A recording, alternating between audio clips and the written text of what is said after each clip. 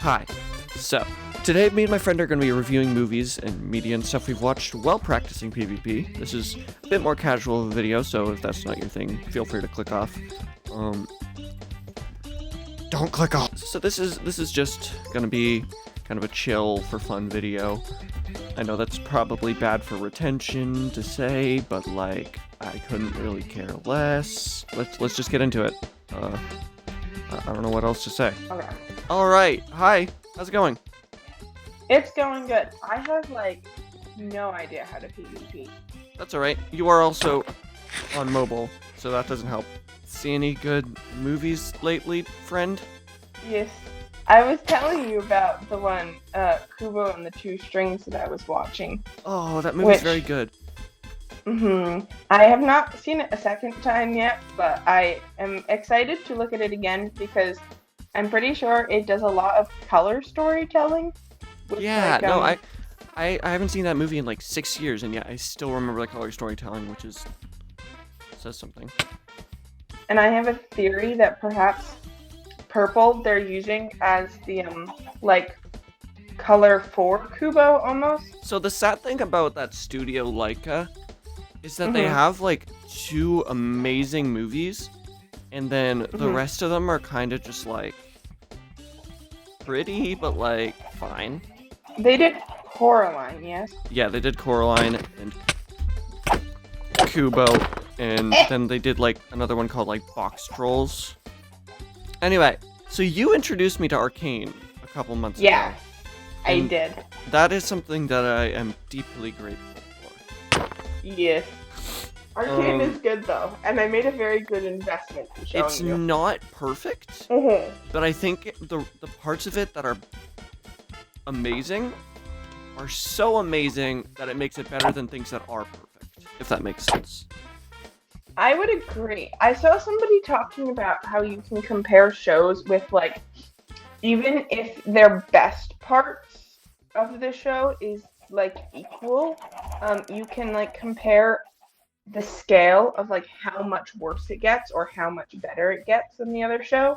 And I think Arcane's best is so top notch, and their worsts are pretty average. I think the worsts are even better than average. I would say so. It's one of the better worsts. I still don't know if I like Season 2 more. I definitely know that Season 1 is better. And I feel like if you are somebody who really likes the Marvel type, big universe, big cast type things, then I feel like you would like Season 2 more. But see, Marvel movies are an interesting bunch. It is true. Because I don't think that even their best ones are amazing movies.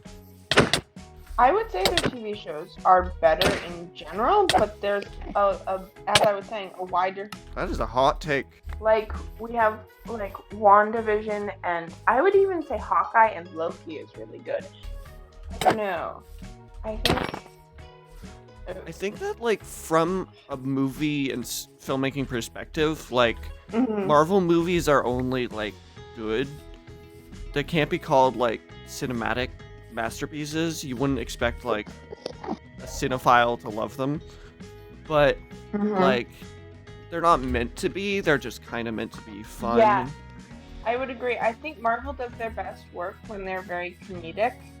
I don't like when people diss them and say that they're not great movies, because they're not really meant to be.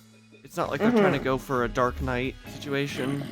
They have a downfall in when they either take themselves really seriously, or when they make things too complicated across different movies, and then it's very hard to keep up if you're not really invested. Yeah, no, I agree. And then there's X-Men 97, which is just I'm sorry, I have only seen the first half of the show, the first 6 episodes or something, and they are already going Arcane levels of off the rails. Really? I haven't seen it. I'm not even a big X-Men fan. It's very funny that we're doing this in a graveyard. That is funny. And then there's actual masterpieces of movies that come from Uh-huh. like the weirdest places. Such as? Well, on the lines of Marvel, there's Spider-Verse. And then Yes, that's very true. the other day I started watching this indie movie called Uh-huh. Marcel the Shell with Shoes On. Oh, interesting. I haven't finished it yet. I think it's based on like a web series thing. And it's like so wholesome and adorable. It's about like it's a mockumentary about this little stop motion shell. And like I can already tell that it's gonna make me cry. Because the trailer made me cry. I went to see Sonic 3, Uh-huh. and that is a very weird movie.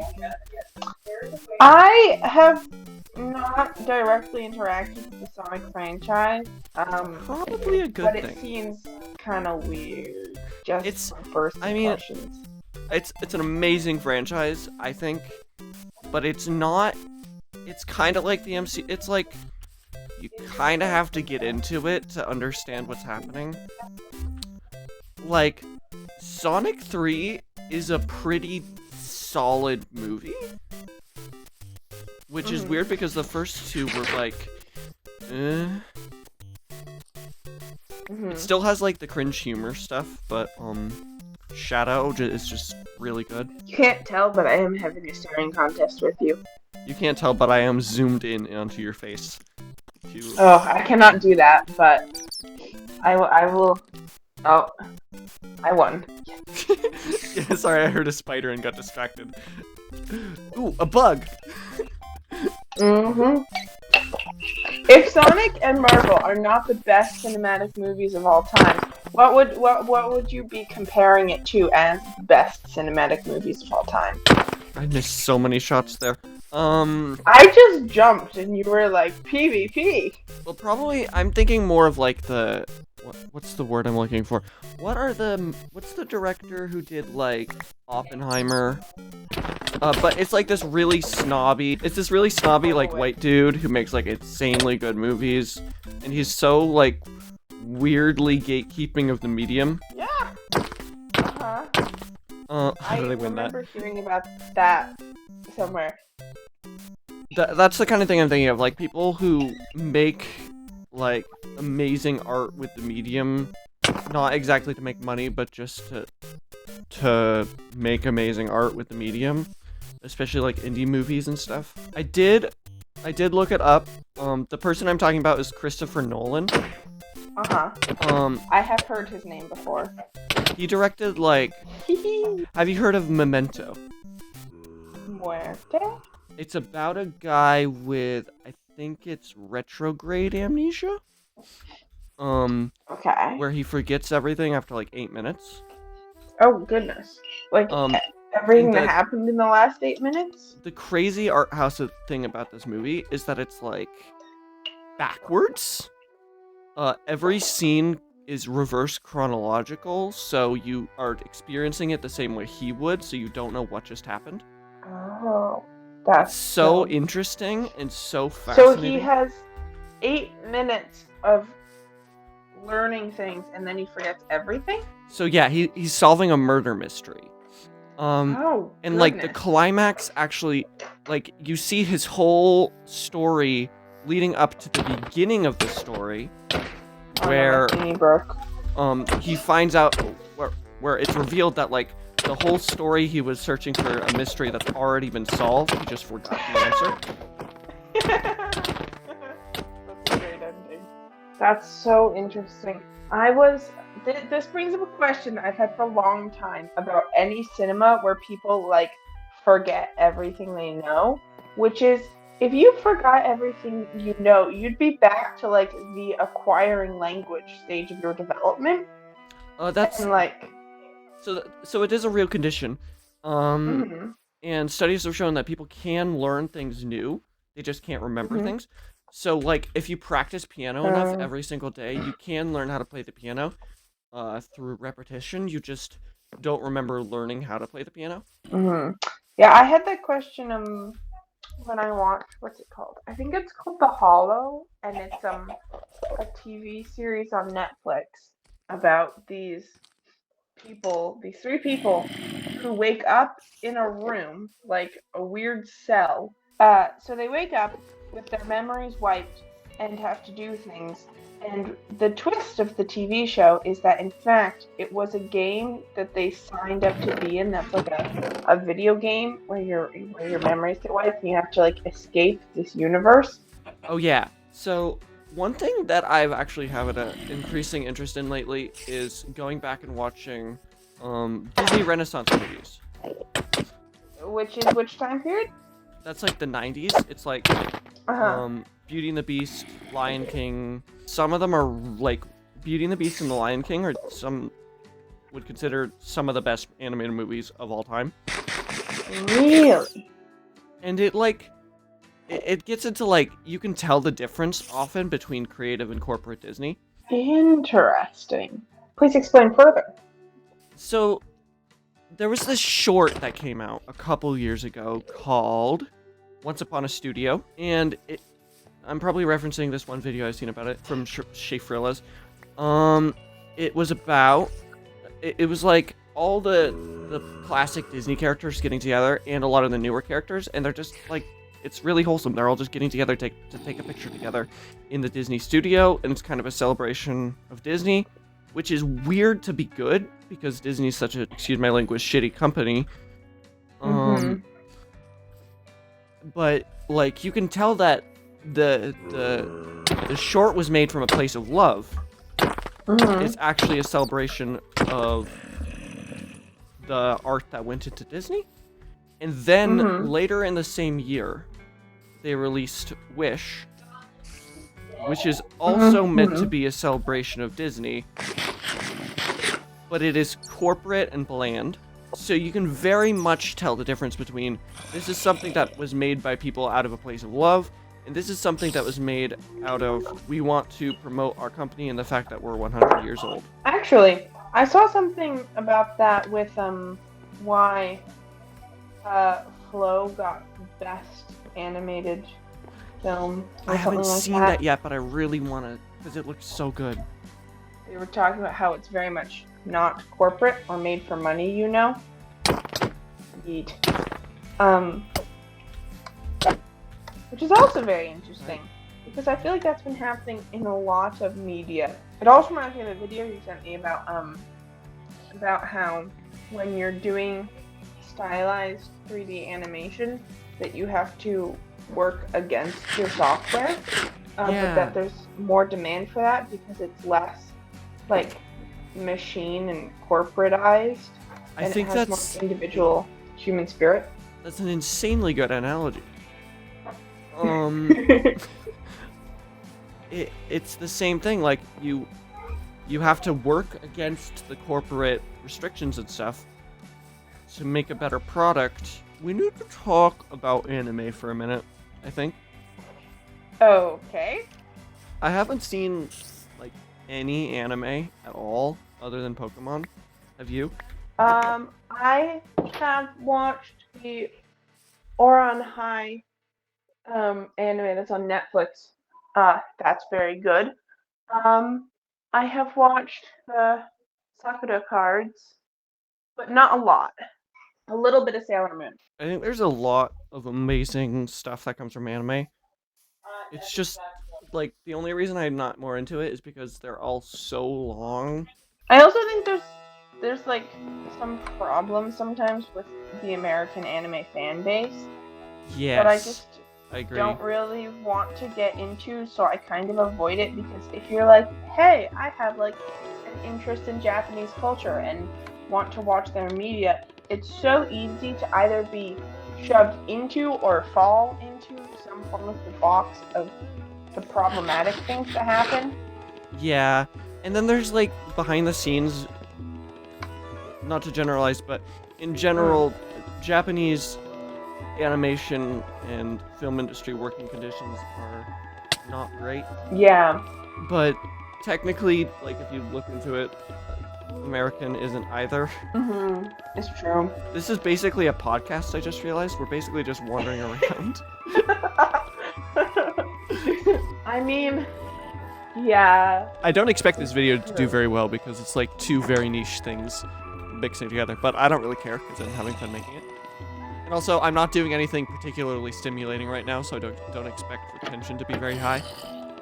Yeah. Well, my favorite podcast, and also the only podcast that I watch, because otherwise my brain is like, we bored. What's happening? Move on. Yeah. Is a podcast of YouTubers who make very niche video essay content about their very favorite things, having a podcast discussing the videos that they make and then going down rabbit holes about the media that they consume, which is kind of what we're doing. And it's like my favorite and only thing I will ever listen to in podcast form. What do you think about streaming versus theatrical? Like going to a theater? Like, what do you think about movies releasing direct to streaming versus movies that go to theaters first? I think when they go to theaters first, it can be inaccessible because not everybody can go to movies, and not every movie theater will be able to easily provide access, whether that be like having the audio description track and the right technologies, and people who have sensory needs that like going into a theater is just too much. And I'm not a big person for going into movie theaters anyway, so I think streaming is generally better, but I think I can understand that some people like to go out to see movies, so I think there should just be more accessible ways of people who need it being able to access it as it releases, like not in theaters. A lot of movies I've seen recently, there's like this trend where movies have been releasing on streaming and in theaters at the same time, which, like, is better than it not going to theaters at all. What do you think? Are you a person who will want it to go into theaters first? Well, I personally, this is probably personal taste. I much prefer it when it goes into theaters first, waits a bit, and then goes direct to streaming, because for one thing, I think that it's much more respectful to the movie if it's not like an afterthought that it's just going to streaming, like, oh, it's okay, we don't have to put it in theaters. But I do see what you're saying, where it's like much more accessible and probably way more comfortable for a lot of people for it to go into streaming. Did you watch any Power Rangers TV shows as a kid? No. Did you? Yes, I did. Mainly the one where the trope was that they were all dinosaur archaeologists, and then their suits were different dinosaurs, and they worked at a museum restaurant. Why do our swords always break at the same time? Speaking of greatest of all time kids television, Avatar: The Last Airbender. Absolute masterpiece. Probably. It is. I mean, obviously, I like things like Arcane and Gravity Falls and obviously Adventure Time more. But I think that I think that Avatar, if I really think about it, is the greatest animated series of all time. Hold on, I got I have some whiplash here, because when you were listing TV shows, I thought you were going to say obviously those are all on my really good TV shows list. But Avatar: The Last Airbender is extremely better. But I was not expecting you to say that you like them more. I do think I like them more just because of personal preference, but I do think that Avatar is some of the best media. What's so crazy about Avatar, and obviously this isn't true about Korra, is just how insanely consistent it is. From the beginning to the end, it's just an absolute art. I know, it's so well done. I also feel the world building is so good, and thinking about it, like if you think about shows nowadays that like people make multiple seasons of, like Avatar seasons, like you don't go from one season to the next and like, wow, that was a real gap of Mhm. anything. They're so consistent, It's like just you're one saying. story. Exactly. And yes, Korra is not at all bad. No. Korra Don't talk obviously about Korra. has great parts. Like the flashback sequence with like shadow box kind of style. I'm trying to remember the word. I And it goes through like the lore of how the bending originated, and it's like oh. again Avatar quality level of good. And then you have like most of season 2, which is just kind of the shittiest show. Korra is like a fine TV series. I was just coming into it expecting Avatar: The Last Airbender, and that was not the reality. And so I I have just kind of refused to accept it as lore. Like I've just blocked it out. I can be happy with the original show. I feel like the other thing I have beef about it with is that I feel like it gets reputation as a queer show or having two queer characters in it. And it did not. Like, it had some vague hintings at queer characters, and then people like are like, wow, that's so great. It's representation. Like, it's not representation. It's like maybe if you squint really hard, it's representation. It's like kind of worse because it's like only like vaguely like hinted out, which is kind of which kind of comes across as disrespectful. But I do see how like that was like 2012 or whatever, and that was probably as much as they could get, and it probably walked so that other things could run. But you know what came out just a couple years later is Steven Universe, which is just so unapologetically queer and like so successful. I heard somebody actually say that Korra walked so that She-Ra and then sequentially Arcane could run, which I don't know how I feel about. I think there's a lot of other things that came in between that. That's true, but it is a pipeline. Let me tell you. I think that like Korra could walk so Steven Universe could run, so that Adventure Time could like tiptoe, so that She-Ra could like sprint, and then Arcane being the cupcake on top. Yeah. I am excited for the gang movie. The what movie? They're gonna make a movie about the gang after Avatar. What? Is it gonna be? Okay. Well, we've been avoiding the very controversial topic of Avatar, which is the live actions.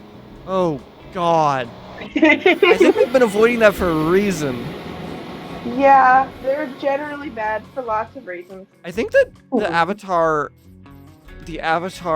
adaptation story is very similar to the Percy Jackson one. Oh, interesting. The original is just so offensively bad. And then the adaptation? The original adaptation. That's a good clarification. And then the second adaptation, which also happens to be a TV show, is just like soulless. Sure. I don't have as much invested in Percy Jackson, so I'll take your word on it. And also, why do they have to make live action stuff of everything? I know I throw the word disrespectful around a lot, but it is disrespectful to animation and the original. Yeah, it would be cool. I mean, everything comes back to Arcane in the end, because I think Arcane did such a cool thing with having like animation that wasn't made for kids. And I know like there are some TV shows that like have animation that adults also watch, but wasn't initially like geared towards adults. Yeah. But I think it would have been cool if they did something like that with Avatar, where it's like still animation, but they're taking it like more seriously, you know, as an animation project. this is definitely a conversation that I will not shut up about. Huh? I hate it when people say that animation is for kids. Mm-hmm. Because it's Yeah. like just drawings that move. Then you have things like Adventure Time that started out as for kids and then Yes. like grew up with their audience and became like a dark but still funny story for all ages. Mm-hmm. Yes. But there I should think definitely be more media, animated media that's just for adults. I think that's what Arcane did a little bit because it was so popular and it like really can't be labeled as a kids TV show, you know? No, it can't. But like there's no way that somebody could make that misconception. Well, So people so it's do kind of make that. a Like, have you heard of people thinking that Has Been Hotel is a kids show? oh no, but that no. Oh no. Because they just see it's No. animated and then they're like, this is a kids show made by Amazon and it's pushing the devil. I feel like that same thing could happen with Arcane if you like see the poster. But like I, I feel like we need some more slaps in the face, and then people will realize that the not slaps in the face can also be like for all ages, you know? Speaking of animation, Mm. and not being for kids, I've been doing a bit of research into this movie called Piece by Piece, which Interesting. looks very interesting. I believe it is a biopic documentary of Pharrell Williams, who's like a music dude. Huh? But the interesting thing about it is that it's a Lego movie, Yes, I saw the trailer. and it looks really good. Yes, I have seen the trailer and was like, that is extremely interesting, and then didn't think about it further, but I would want to know what you think if you do watch it. Yeah. I don't know, like maybe Pharrell Williams is a horrible person, maybe the movie actually is terrible. So don't, Who's to say? who's to say? We haven't watched it, which is probably an important thing to do. Yeah, especially if you're gonna talk about it on the internet. In conclusion, movies are fun to watch, and you should get yourself Lynn Undone as a friend because they are totally not making paper hot and very. Oh my god, it's actually too many papers here. This is going very awry. But anyway, Lynn Undone does make very good talking partners, and you should get yourself one for movie recommendations. So, Well, now you can't talk. no, I can't talk, but I will go get dirt. Anyway, that was a super fun discussion. I think we both have really a lot of interesting things to say, and we put them. Please go watch on Avatar. Yeah, if you haven't seen Avatar, Caramel Inventor, just go watch it now. It's true. You do have to, for the sake of your childhood.